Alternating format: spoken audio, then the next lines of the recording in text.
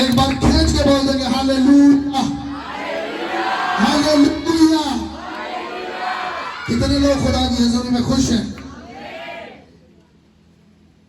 अच्छे मसीह वही हैं जो खुदा की हजूरी में खुश होते हैं, चाहे वो मुसीबत में हो, दुखों में हो, बीमारी में हो, डले में हो, किसी भी चीज में हो। अगर अच्छे मसीह जो यीशु मसीह को समझते और जानते हैं, खुदा की हजूरी में पांव रखते ही उसकी स्पिरिट बदल जाती है, जो खुदावंत को जानते हैं। आज देखेंगे कि खुदावंत यीशु का मिजाज क्या है। फिलिपियों 2 बाब उसकी 5 आयत को सिर्फ एक आयत। फिलिपियों 2 बाब और उसकी 5 आयत। वैसा ही मिजाज रखो जैसे मसीह यीशु का भी था। सब कहेंगे आमीन। फिर से दोबारा जरा पढ़ो। वैसा ही मिजाज रखो जैसा मसीह यीशु का भी था। सब कहेंगे आमीन।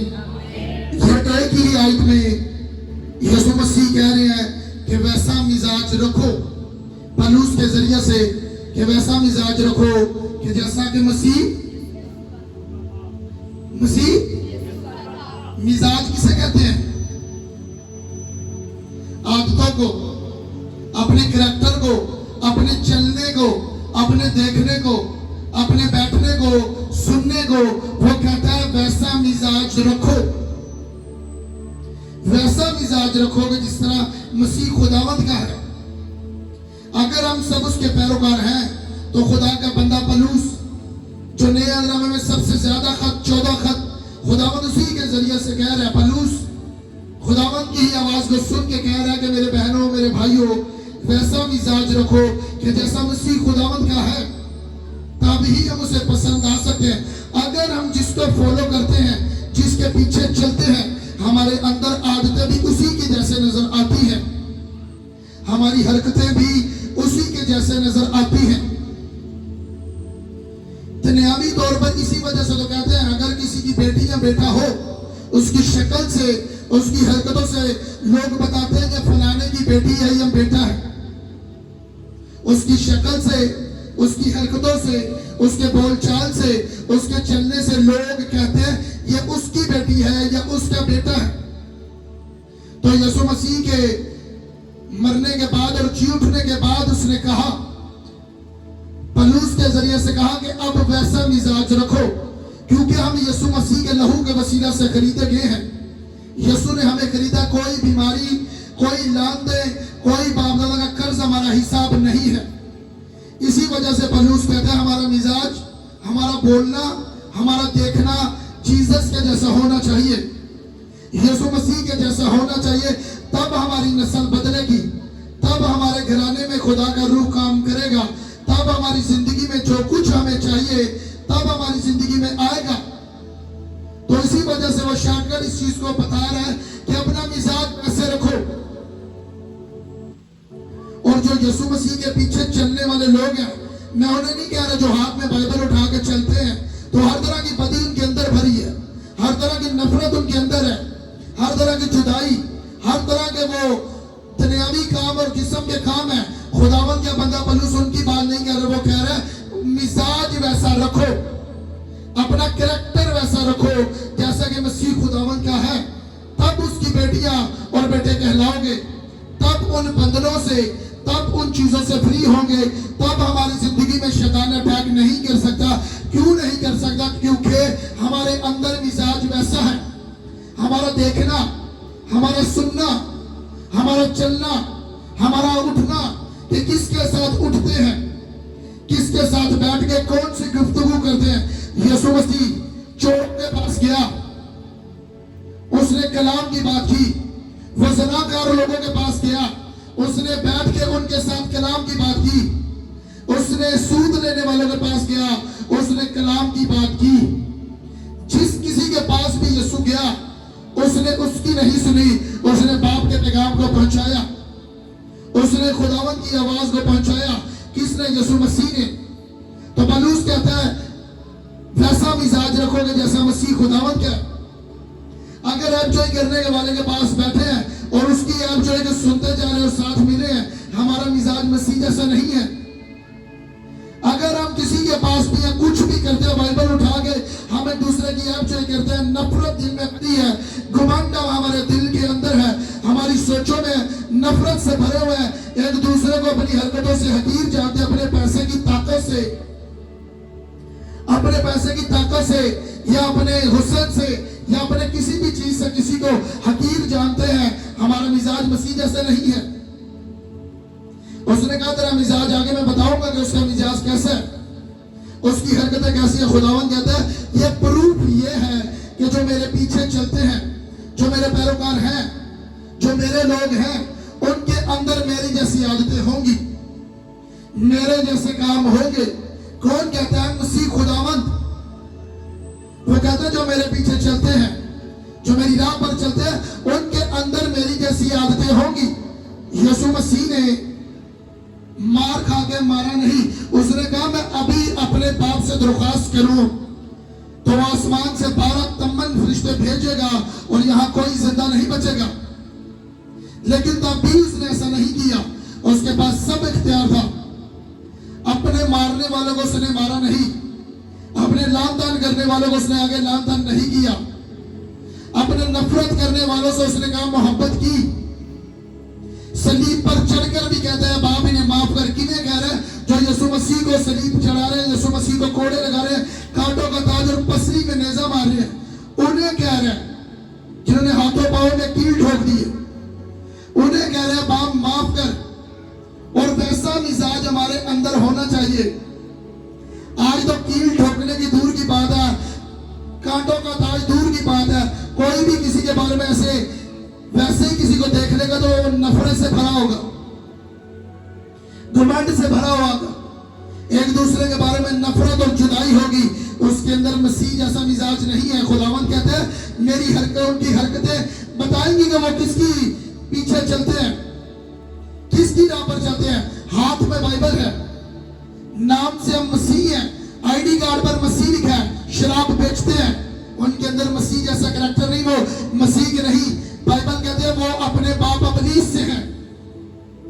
आगे बाइबल में से मैं बताऊंगा, वो कहते हैं वो अपने बाप इब्लीस में से हैं, जो चोरी चुगली करते हैं, जो नशा पीते और बेचते हैं, जो हर तरह की ऐपजॉय करते हैं, जो हर तरह की नफरत, हर तरह की इन चीजों को अपने अंदर रखे बैठे हैं। वो कहते हैं वो मेरा मिजाज नहीं, उनके अंदर मेरी आदतें नहीं, वो मेरे पीछे नहीं, उनका बाप इब्लीस है। और जहां उनका बाप इब्लीस, जहां वो है वहां ही उसके पैरोकार होंगे।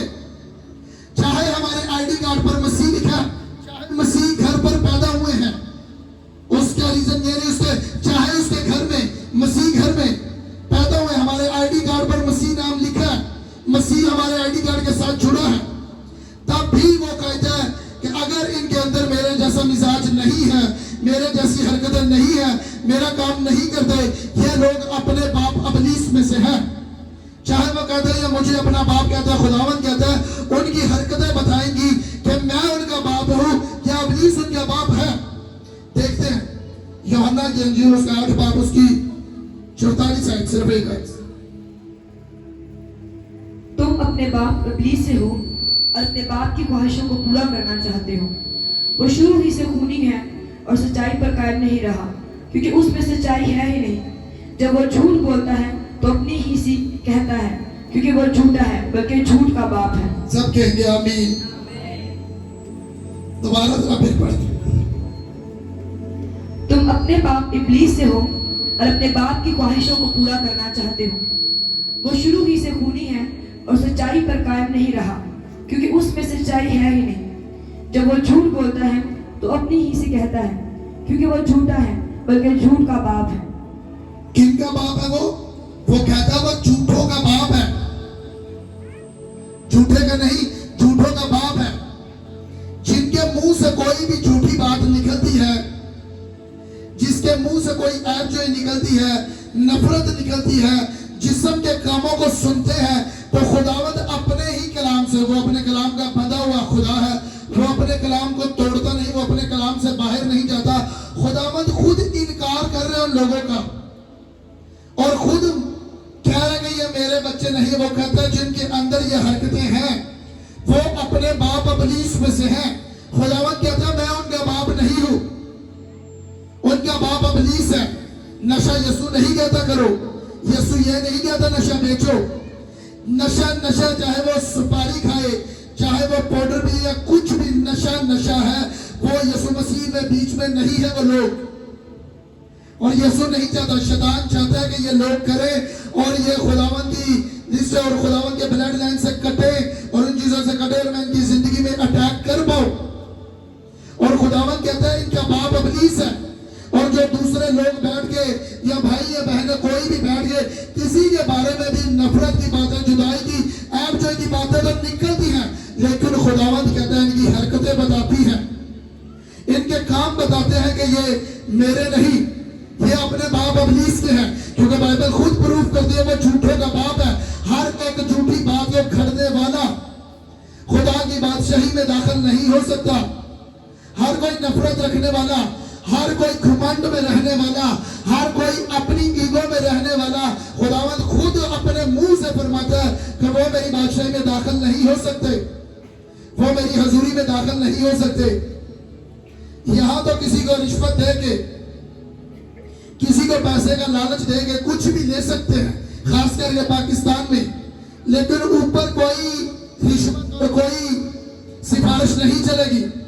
उसने कहा जो इन चीजों को करेगा जमीन पर भी वो कभी खुश नहीं रहेगा, और आसमान पर जो उसका बाप इब्लीस जहां है, और सबको पता है कि इब्लीस की जगह कहां है। बाइबल कहते जहां आंखों का रोना और दांतों का पीसना उसकी जगह वहां है, जहां उसका कीड़ा कभी नहीं मरेगा, जहां आग कभी नहीं बुझेगी, जहां लोग कभी नहीं मरेंगे, ऊपर दोनों लोग कभी नहीं मरेंगे। चाहे वो बदकार है, चाहे वो झूठ बोलने वाला, चाहे वो गुस्सा करने वाला, चाहे वो एंजॉय करने वाला, चाहे वो रूहुल कुदस पा के फिर खुदावंद को छोड़ के उन्हीं कामों में। खुदावंद ने कहा जमीन पर रास्तबाज भी मरेगा और शरीर भी मरेगा जमीन पर, और ऊपर भी रास्तबाज जिंदा रहेगा, शरीर भी जिंदा रहेगा, जो बदकार है वो भी जिंदा रहेगा। और किन किन चीजों में? ऊपर जो रास्तबाज है वो खुदा की बादशाही में उसके साथ हर तरह की बरकतों को एंजॉय करेगा, बिना किसी मेहनत से, बिना किसी दुखों से। और जो शरीर है जिसने जमीन पर रहते हुए कलाम को सुनकर भी उस बदी को, उस चोरी को, उस नशे को, उस एपचोई को, उस नफरत को नहीं छोड़ा, वहां जहां उसका बाप इब्लीस है, बाइबल कहती है वो वहां सड़ेगा, उसका कीड़ा कभी नहीं मरेगा, वो कभी नहीं मरेगा, वो हमेशा जलता रहेगा। जो इन जिस्म के कामों को, इन ख्वाहिशों को अपने जिस्म को देते हैं, बाइबल कहते हैं रूह जिस्म के खिलाफ है और जिस्म रूह के खिलाफ है। जिस्म कहेगा सिगरेट पी, जिस्म कहेगा नस्वार खा या कुछ भी कर, हर तरह की शराब पी या नफरत कर या जनाकारी कर या कुछ भी गंदा देख, लड़की को देख, लड़के को गंदे तरीके से देख, जिस्म कहेगा, रूहुल कुदस नहीं कहेगा, खुदा का रूह कभी नहीं कहेगा। अगर जिस्म की मानेंगे तो बाइबल कहते हैं वो अपने बाप इब्लीस में से है। ये मैं नहीं कह रहा, दोबारा घर में जाकर फिर पढ़ देना। जिसके हम पैरोकार हैं, जिसने कहा मैंने अपने सब नामों से ज्यादा अपने कलाम को इज्जत दी है, अपने कलाम को ऊंचा किया है, वही कलाम के अंदर वो कह रहे हैं जो लोग ये चीजों को नहीं छोड़ते, जो तौबा नहीं करते, जो खुदा की हजूरी में आकर भी तौबा नहीं करते, उन चीजों को नहीं छोड़ते, अपने रिश्ते, अपने उन सारे कॉन्टैक्ट जो नेगेटिव है उन्हें डिलीट अपने मोबाइल से नहीं करते, तो सुनकर भी अनसुना करते हैं, खुदा कहता है उस पर ज्यादा सजा आएगी, जमीन पर भी और ऊपर तो है ही है। वो कभी जमीन पर खुश नहीं रह सकता। उसी का कर्ज उसके बच्चों पर फिर आगे जाएगा जब तक वो तौबा नहीं करेंगे। इसी वजह से खुदावन कहता है पीढ़ी दर पीढ़ी लोग दुखों में, बीमारियों में, डिले में रहते हैं वो लोग। इसी वजह से खुदावन के कलाम को रिसीव करने वाले लोग, इसी वजह से कहता है वो 30 गुना बरकत पाकर जाते हैं खुदा की हजूरी से, कोई 60 गुना पाकर जाते हैं तो कोई 100 गुना। यीशु मसीह ने तमसील दी, कोई राह के किनारे पर, कोई पथरीली जमीन पर, कोई झाड़ियों पर और कोई नरम जमीन पर। और उसके शागिर्द पूछते हैं कि तू तमसीलों में क्यों बात करता है? वो कहता है उनसे छुपाया गया तुम पर जाहिर कर दिया गया, तुम पर भेदों को खोल दिया गया है और उनसे छुपा लिया गया है। और आज रूहुल कुदस के दौर में, रूहुल कुदस उसके आ जाने में हमारे ऊपर से भी खुदा ने उस बेटा को खोल दिया कि आज जो बीज ला करके किनारे पर गिरा, सुनकर जाएंगे, थोड़ा सा फायदा मिल रहा होगा, चाहे किसी भी कारोबार में या किसी भी चीज में झूठ बोल के थोड़े से पैसे को लेने का, या झूठ बोल के छुट्टी अपने किसी भी जगह से करने का, या किसी भी हिस्से में झूठ बोलने का। इंसान को तो लगता है मुझे फायदा हो रहा है, लेकिन उसके पीछे कर्ज उसकी जिंदगी में आ रहा है, क्योंकि बाइबल ये साफ प्रूफ कर दिया कि झूठ खुदा बोलते नहीं। और ये बाइबल बता रही है कि जो लोग झूठ बोलते हैं वो अपनी नजर से कहते हैं मैंने तो छोटा सा झूठ बोला, मैंने छोटा सा झूठ या छोटी सी चुगली ये कुछ नहीं है। लेकिन बाइबल ये उसके बारे में, उसके हक में ये बयान कर रही है कि वो अपने बाप इब्लीस में से है, तो जो उसके बाप को मिलेगा इब्लीस को, उसी को वही मिलेगा, क्योंकि असर दोनों चीजों का आता है। सच्चाई बोलने वाले को भी असर मिलता है, उस चीज का अजर भी मिलेगा और असर भी उसकी जिंदगी में आएगा। और झूठने बोलने वाला, नफरत रखने वाला, जुदाई रखने वाला, आप जो अपने अंदर रखने वाला, किसी के बारे में नफरत रखने वाला, वो भी रिजल्ट को देखेगा। ऐसा हो नहीं सकता कि खुदा अपने कलाम को तोड़ दे, ऐसे हो नहीं सकता कि खुदा अपनी बातों को तोड़ के उसे बरकत दे। कभी नहीं हो सकता कि जो खुदा के पाखरू को पाके, बेगाना जुबानों को पाके, पानी का बपतिस्मा लेके फिर वो खुदा के काम को नहीं करेगा, वो खुदा से नहीं है। मैं साफ बाइबल में से प्रूफ कर सकता हूं। उसे सूरनी की भी खुदा तमसील देता है औरत को, तो मर्द को कुत्ते की तशबीह देता है कि वो अपनी उल्टी फिर चाटता है।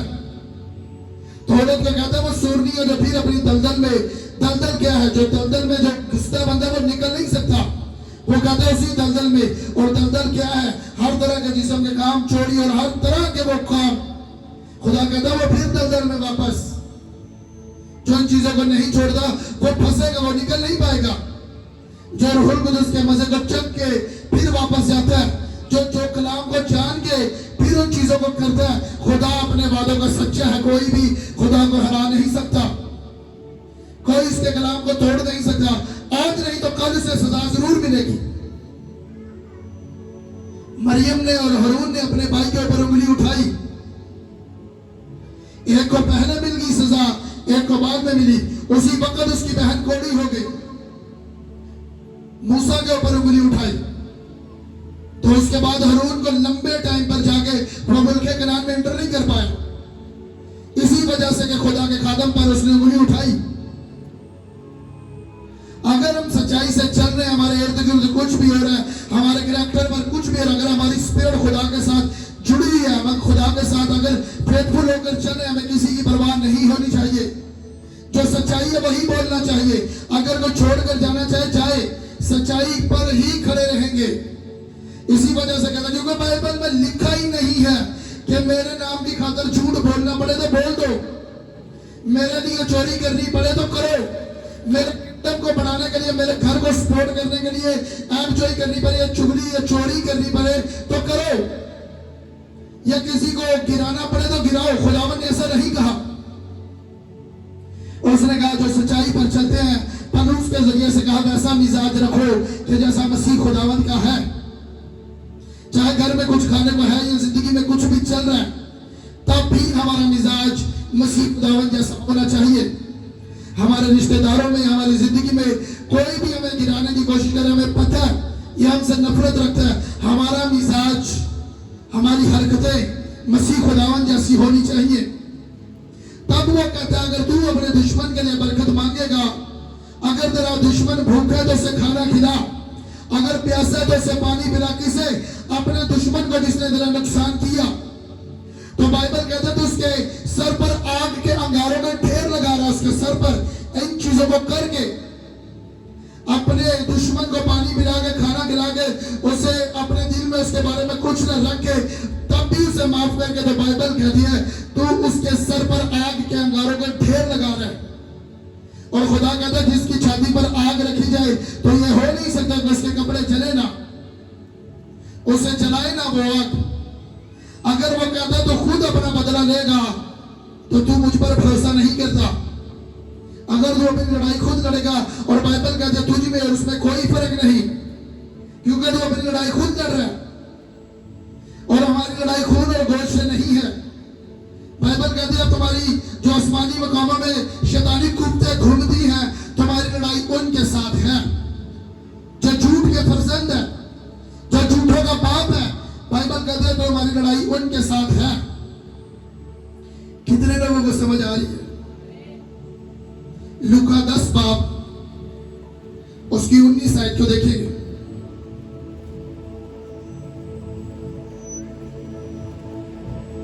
लूका 10 बाब और उसकी 19 आयत। देखो मैंने तुम्हें इख्तियार दिया कि सांपों और बिच्छुओं को कुचलो और दुश्मन की सारी कुदरत पर गालिब आओ और तुमको हरगिज किसी चीज से जर ना पहुंचेगा। सब कहेंगे आमीन।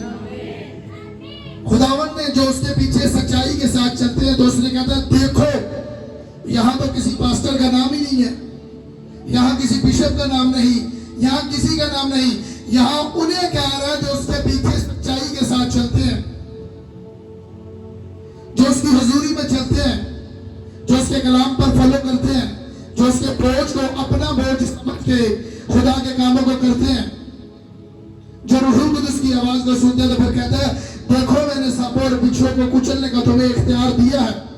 अगर कोई भी चीज हलाक करने वाली, कोई भी जाकर जादू टोना करता है, मैंने अपनी आंखों से देखा।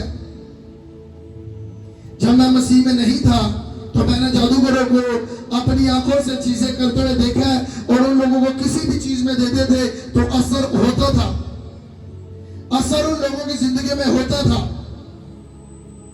क्योंकि वो चीज कहते हैं दो इन्हें खिलाओ तो वही चीजें असर करती थी। तो बाइबल कहती है अगर तू हलाक करने वाली चीज भी पिएगा तो कोई जर तुझे ना पहुंचेगा।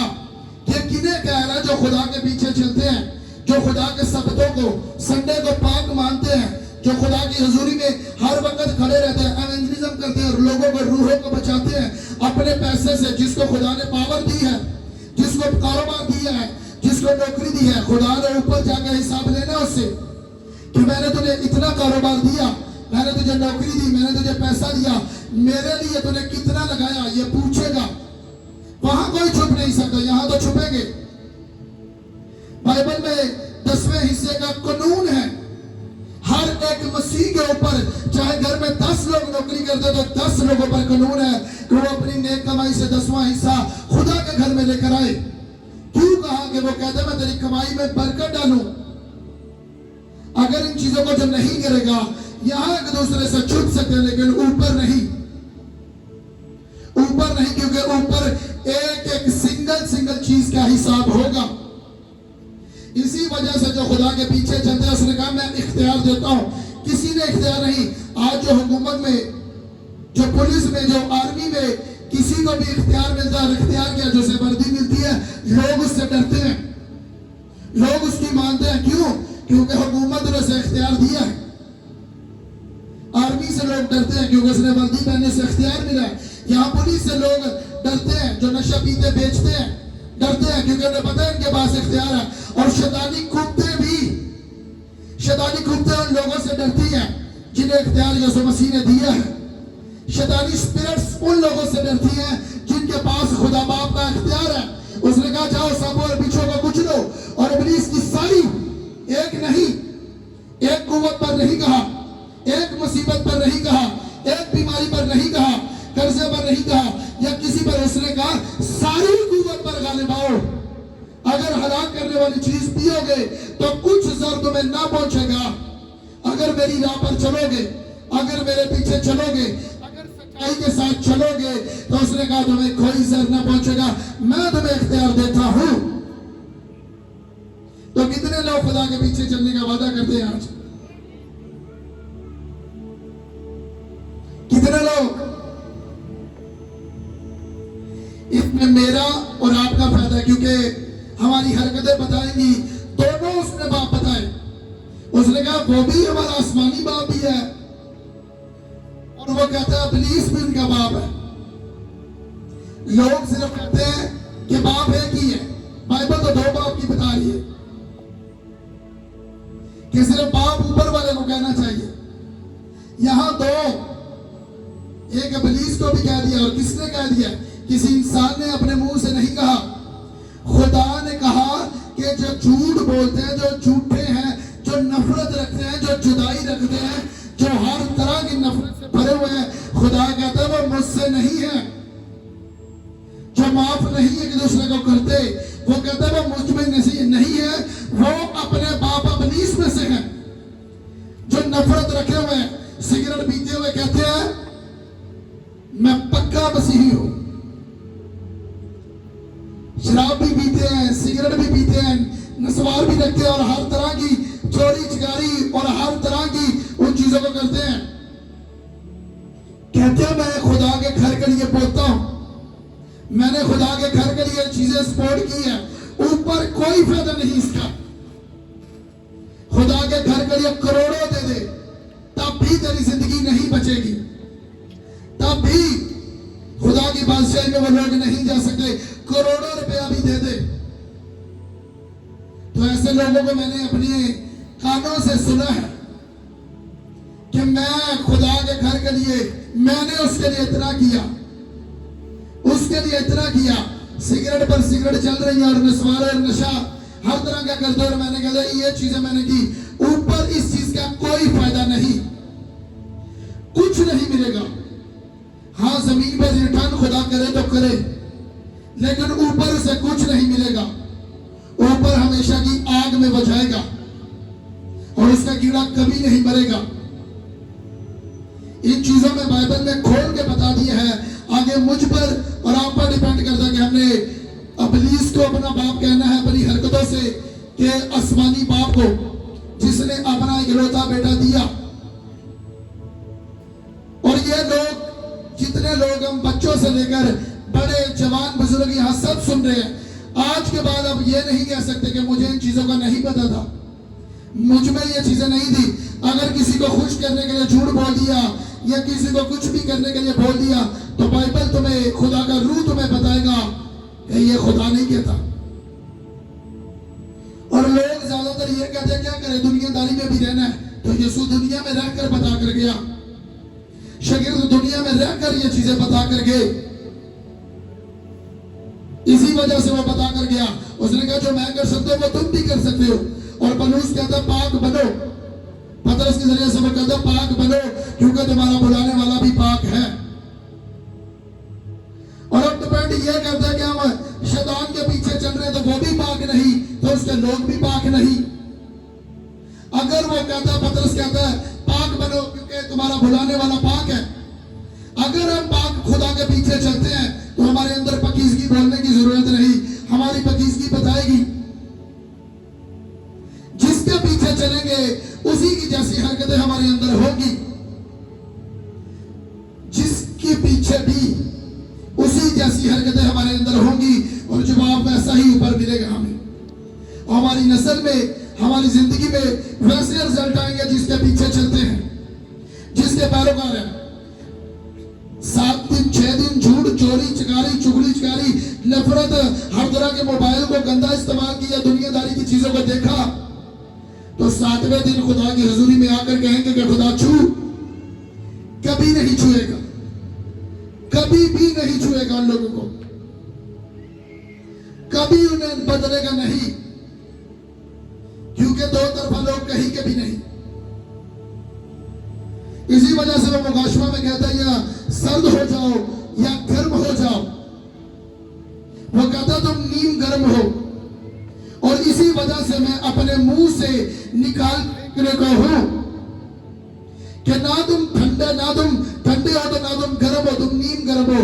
झूठ भी बोलते हो तो खुदा का नाम भी लेते हो, हर तरह के लोगों को ठगते भी हो, हर तरह की नफरत भी रख रहे हो, मेरी हजूरी में भी आते हो। उन्हें कहता है वो नीम गर्म है। वो कहते हैं या पूरे ठंडे हो जाओ या पूरे गर्म हो जाओ रूह में, तब कहते हैं रिजल्ट आएंगे जिंदगी में, वरना नहीं आएंगे। इसी वजह से कहता है फिर मैं गुनहगार की दुआ को, लोग समझ जाएंगे हम जाएंगे ये चीजें करके, परमानेंट इन चीजों को करके दुआ करेंगे तो खुदा माफ करेगा। लेकिन बाइबल कुछ और कह रही है, लोग कुछ और कह रहे हैं, लेकिन बाइबल कुछ और कह रही है। बाइबल कह रही है कि मैं गुनहगार की दुआ को भी गुनाह में गिनूंगा। वो दुआ पर दुआ करेगा, मैं गुनाह में उसे गिनता जाऊंगा, क्योंकि हजूरी में खुदा के लोगों के सामने उसके मिजाज कुछ है और बाहर कुछ है, चर्च में कुछ है और बाहर कुछ है। खुदा कहते हैं मैं उसकी दुआ को, वो दुआ पर दुआ करेगा, मैं गुनाह पर गुनाह गिनता जाऊंगा, मैं उसे सजा दूंगा। और जिसे खुदा पकड़े उसे कोई नहीं छुड़ा सकता, उसे कोई आजाद नहीं कर सकता। कितने लोगों को समझ आ रही है? जिन्हें समझ आ रही है वो वादा करे, अपने कदमों पर खड़े हो जाओ और उसके